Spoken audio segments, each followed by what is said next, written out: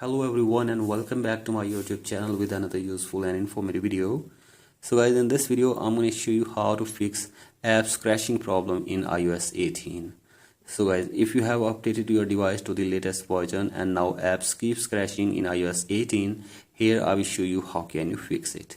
So guys, for that you have to simply watch this video till the end.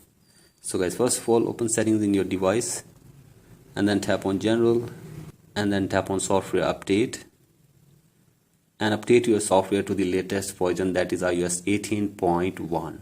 so guys, do this, and after this give a force restart to your device for one time as well. So guys, for that press and release the volume up button and then down, and keep holding the power button until your device force restarts. So guys, do this and check if the problem is fixed or not, and if the problem is still there, then you have to simply delete all the useless apps from your iPhone for one time. So as if there are so many apps in your device, then you have to simply delete all the useless apps from your device. So guys, do this, and the last thing is that you have to simply delete useless data from your iPhone as well. So guys, if there is a lot of data in your device, then you have to simply delete all the useless data from your iPhone as well.